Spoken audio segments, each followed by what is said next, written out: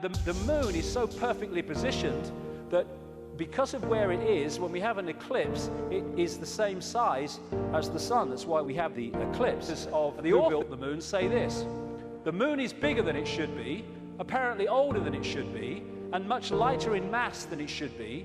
It occupies an unlikely orbit and is so extraordinary that all existing explanations for its presence are fraught with difficulties, and none of them could be considered remotely watertight. When you go on and you say, where'd the moon come from? You get this story. And like so much in what we call science, that people take it as fact, it's actually a theory which repeated becomes fact. But then you go back and you find that it's a theory. And the first one is the moon was created by what's known as the whack theory, or the big whack theory. And that is that a Mars-type planet came in, smacked the Earth, great chunk came off and became the moon. When the physics of that didn't work out, they came up with the double whack theory, where the Mars-type planet hit the Earth, bit comes off or whatever, and then the Mars-type planet thinks, well, I'll give him one with the right, I'll give him one with the left, comes back and whacks it again, the old 1-2. Talk about bloody desperate. And the truth is, and honest scientists will tell you, they have no bloody clue where the moon come from, and it shouldn't, by physics, be there. This guy, Isaac Asimov, a Russian professor of biochemistry, did a lot of writing on this sort of stuff, and he said this, quite rightly: we cannot help but come to the conclusion that the moon by rights ought not to be there. The fact that it is one of those strokes of luck almost too good to accept. Small planets such as Earth with weak gravitational fields might well lack satellites. In general then, when a planet does have satellites, those satellites are much smaller than the planet itself.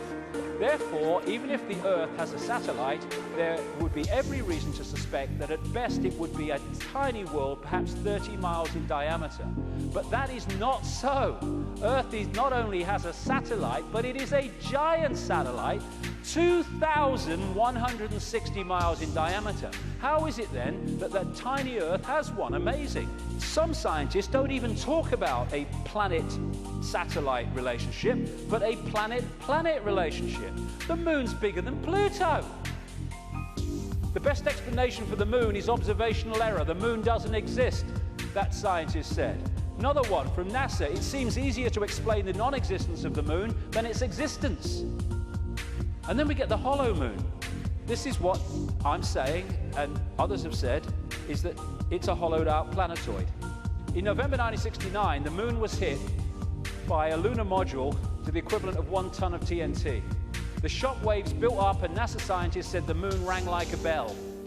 Maurice Ewing, a co-director of the seismic experiment, told the news conference, "As for the meaning of it, I'd rather not make an interpretation right now, but it is as though someone had struck a bell, say in the belfry of a church, a single blow, and found that the reverberation from it continued for 30 minutes.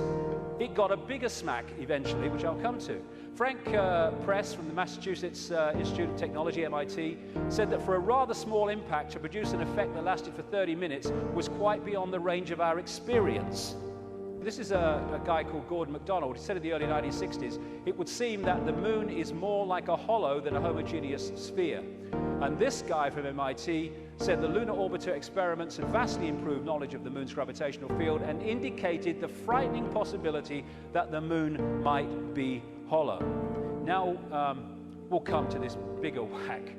A launch vehicle struck the moon with the equivalent of 11 tons of TNT, and NASA scientists said the moon reacted like a gong and continued to vibrate for 3 hours and 20 minutes to a depth of up to 25 miles.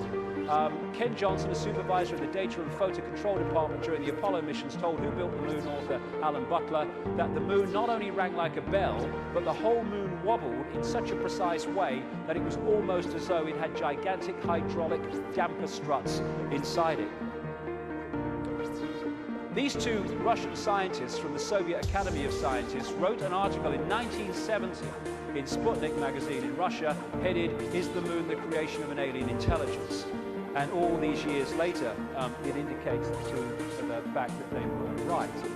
What they point out, and others point out, is the outer surface of the moon is extremely hard and contains minerals like titanium.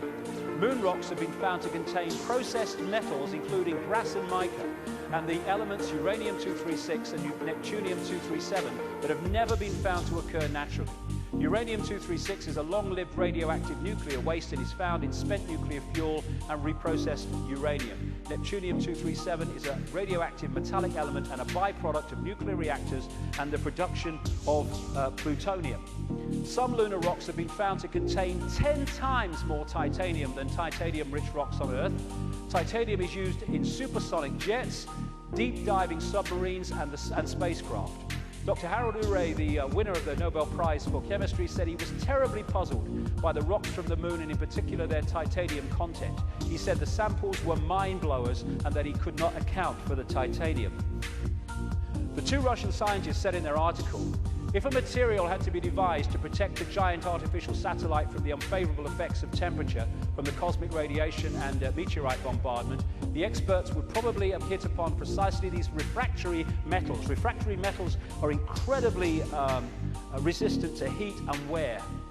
In that case, is it not clear why lunar rock is such an extraordinarily poor heat conductor, a factor which so amazed the astronauts? Wasn't that what the designers of this super Sputnik of the Earth were after? From the engineer's point of view, this spaceship of ages long past, which we call the Moon, is superbly constructed. They say it's a hollowed-out planetoid, and they say if you're going to launch an artificial Sputnik, then it is advisable to make it hollow. At the same time, it would be naive to imagine that anyone capable of such a tremendous space project would be satisfied simply with some kind of giant empty trunk hurled into a near-Earth trajectory. It is more likely that what we have here is a very ancient spaceship, the interior of which was filled with fuel for the engines and materials and appliances for repair work, navigation instruments, observation equipment, and all manner of machinery. In other words, everything necessary to enable this caravel of the universe to serve as a Noah's Ark, appropriate, of intelligence, perhaps even as the home of a whole civilization, envisaging a prolonged thousands of millions of years existence and long wanderings through space, thousands of millions of miles. Naturally, the hull of such a spaceship must be super tough in order to stand up to the blows of meteorites and sharp fluctuations between extreme heat and extreme cold. Probably the shell is a double-layered affair.